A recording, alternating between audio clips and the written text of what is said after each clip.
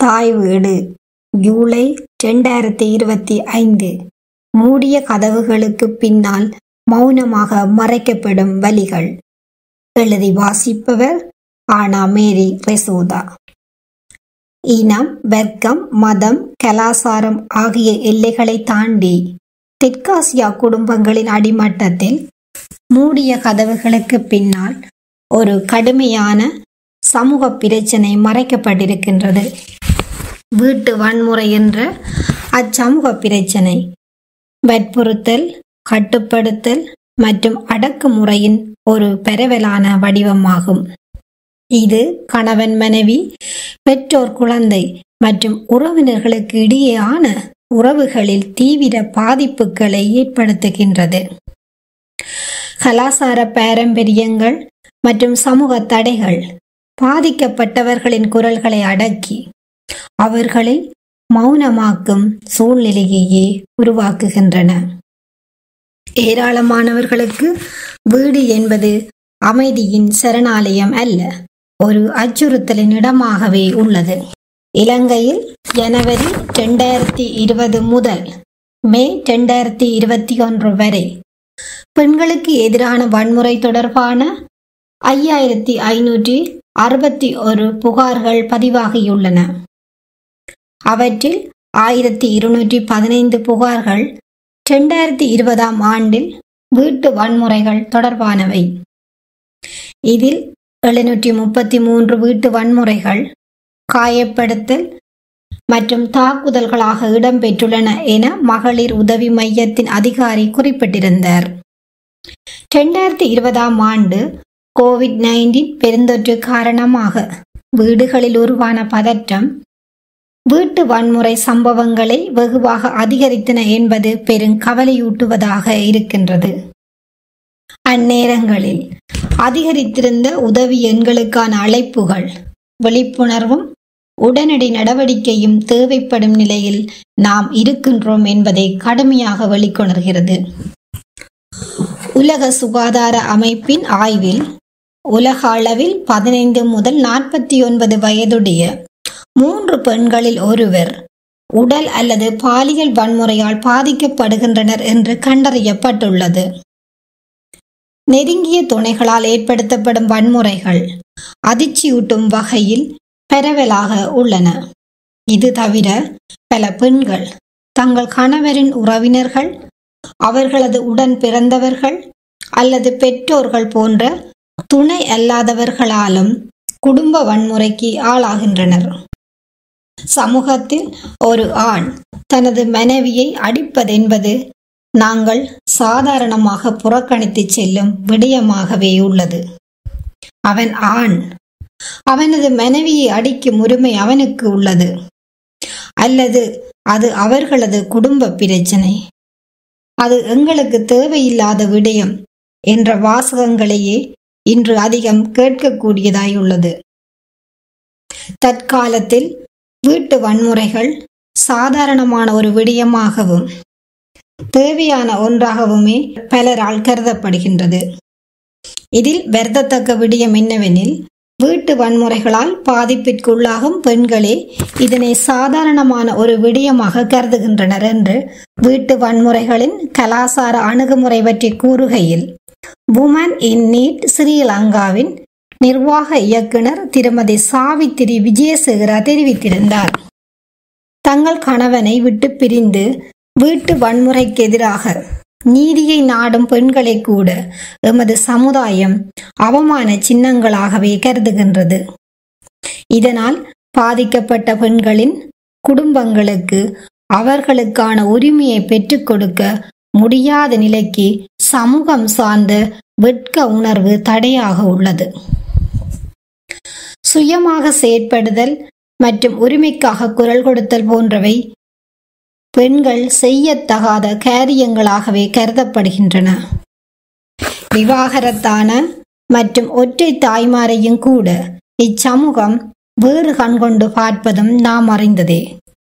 கணவன் எத்துணை கொடுமை செய்பவனாக இருந்தாலும், பெண் எந்தளவு கஷ்டமான சூழ்நிலையில் வாழ்ந்தாலும் குடும்பத்தை கட்டுக்கோப்புக்குள் வைத்திருப்பது அவளது தலையாய கடமையாக கருதப்படுகின்றது.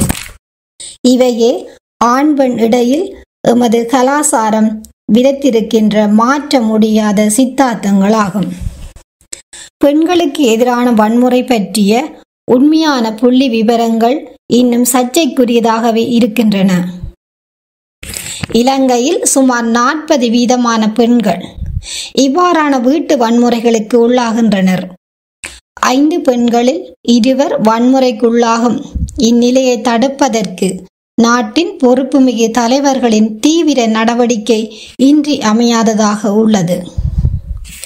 இருந்தும் எந்த விதமான ஆக்கபூர்வமான தீர்வும் இதுவரை எட்டப்படாமலேயே இருக்கின்றது.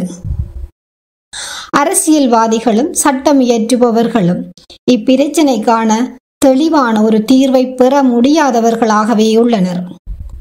சில பிரச்சனைகள் மற்றும் சம்பவங்கள் காலத்துக்கு காலம் மக்களிடையே மிகுந்த பரபரப்பை ஏற்படுத்திய போதும் அவை நாளடைவில் மறந்துவிடப்படும் துப்பாக்கி நிலையே எஞ்சி நிற்கின்றது. இலங்கையில் 1/5 பெண்கள் வாழ்நாளில் தனது நெருங்கிய துணையினால் உடல் மற்றும் பாலியல் ரீதியான வன்முறைக்கு உள்ளாகின்றனர். இவர்களில் சுமார் அரைவாசி பெண்கள் முறையான உதவிகளை பெற்றுக்கொள்வதில்லை என பெண்கள் நல்வாழ்வு கணக்கெடுப்பு தொகை மதிப்பு புள்ளி விவர திணைக்களம் குறிப்பிட்டிருந்தது. வீட்டு வன்முறையின் வடிவங்களாக உடல் ரீதியான தாக்குதல்கள், பாலுறவு ரீதியிலான வன்முறை செயல்கள் மற்றும் உணர்ச்சி ரீதியிலான துஷ்பிரயோகம் என்பன அடங்கும். உடல் ரீதியான தாக்குதல்களில் திக்குமுக்காட செய்வது, அடிப்பது, தள்ளி விடுவது மற்றும் தீங்கு விளைவிக்கப் போவதாக மிரட்டுவது போன்றனவும் உள்ளடங்குகின்றன. பாலுறவு ரீதியிலான வன்முறை செயல்களாக கட்டாய பாலுறவு அல்லது ஒருவர் செய்ய விரும்பாத பால் ரீதியிலான செயல்களை செய்யுமாறு அவர்களை வற்புறுத்துவதும் அடங்கும். உணர்ச்சி ரீதியிலான துஷ்பிரயோகத்திற்குள் பட்ட பெயர் வைத்து கூப்பிடுதல் மற்றும் ஏளனம் செய்தல், மரியாதை குறைவான நடத்தைவாத முறைகள் என்பன அடங்கும். ஆதரவுகளிலே இருந்து, குடும்பம் மற்றும் சமூகத்தில் இருந்து பெண்ணை தனியாக பிரித்து வைப்பது அல்லது மிரட்டும் வகையில் குடும்பம் மற்றும் சமுதாயத்தை உபயோகிப்பது என்பனவும் பெண்களுக்கு எதிரான இழைக்கப்படும் வன்முறைகளாகும். தொலைபேசியில் உரை செய்திகளை அனுப்புதல் அல்லது முகநூலில் பதிவேற்றல் முதலானவையும் இவ்வன்முறைக்குள் அடங்கலாம். கெட்ட எண்ணத்தோடு பார்த்தல் அல்லது ஒவ்வொரு அசைவையும் கண்காணித்தல் முதலானவைகளும் வன்முறைகளாக கொள்ளப்படுகின்றன. சமூக ஊடகம் மற்றும் இலத்திரனியல் சாதனங்களை கொண்டு கெட்ட எண்ணத்தோடு ஆபாச படங்களை பார்த்தலும் இவ்வகைக்குள் அடங்குகின்றது. வாழ்க்கை செலவுகளுக்கு பணம் அல்லது வீட்டை பராமரிப்பதற்கான பணத்தை தர மறுப்பது, ஒருவரை வேலைக்கு செல்ல விடாமல் தடுப்பது, குழந்தை ஆதரவு அமைப்பை சாதுரியமாக பயன்படுத்துவது, ஒருவரை கடனாளியாக்குகின்ற சட்டபூர்வ மற்றும் நிதி சார்ந்த ஆவணங்களில் கையொப்பமிடுமாறு அவரை மிரட்டுவது, பணம் கொடுக்குமாறு சொல்லி ஒருவருக்கு நெருக்கடி கொடுப்பது போன்ற நிதி சார்ந்த துஷ்பிரயோகம், குழந்தைகள் உட்பட பிரியமானவர்களை துன்புறுத்துவது அல்லது துன்புறுத்த போவதாக மிரட்டுவது, ஒருவரை மிரட்டி தன்னுடைய இச்சைகளுக்கு தவறாக பயன்படுத்துவது, வலிமையற்றவராக செய்வதற்காக ஒருவர் மீது குடும்ப சட்ட அமைப்பை தவறாக பயன்படுத்துவது என்பனவும் இவ்வன்முறைக்குள் அடங்கும். வீட்டுச் சூழலில் வன்முறைகள் இடம்பெறுவதற்கு பல காரணிகள் செல்வாக்கு செலுத்துகின்ற போதிலும் மிக பிரதான காரணிகளாக வறுமை, வேலையின்மை, கல்வி அறிவின்மை, தீய நட்புறவு, மது பழக்கம், இளவயது திருமணங்கள் மற்றும் உளவியல் சார் அழுத்தங்கள் ஆகியன முக்கிய காரணிகளாக அடையாளப்படுத்தப்படுகின்றன.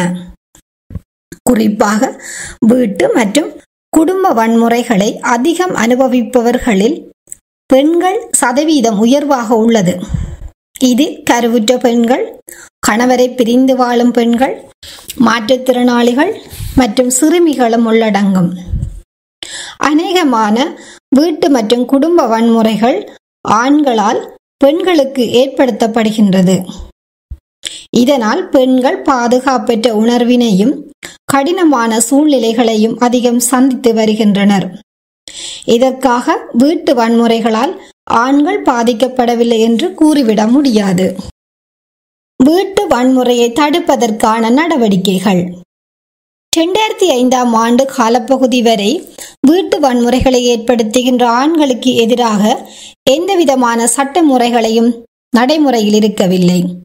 வீட்டு வன்முறைகள் பெரும்பாலும் வீட்டுக்குள்ளேயே இருக்க வேண்டிய குடும்ப விடயம் என்றே கருதப்பட்டது. காவல் நிலையங்களில் பெண்கள் மற்றும் சிறுவர்களுக்கான முறையீட்டு பகுதிகள் இருந்தும் மிகவும் அரிதாகவே அவை பயன்பாட்டில் இருந்தன. பெண்களை அடித்தல் மற்றும் காயப்படுத்துதல் போன்றவைகளை பொருட்படுத்துவது அரிது. அத்தோடு உளரீதியான துஷ்பிரயோகங்கள் என்ற வார்த்தை பிரயோகம் மக்கள் மத்தியில் கேட்டறிந்திருக்காத ஒரு விடயமாகவே இருந்திருக்கின்றது.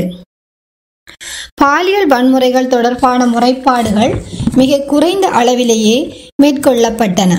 அதேவேளை இவ்வாறான முறைப்பாடுகள் மூலம் குற்றவாளிகள் தண்டிக்கப்படும் வீதமும் மிக குறைந்த அளவிலேயே இருந்துள்ளன.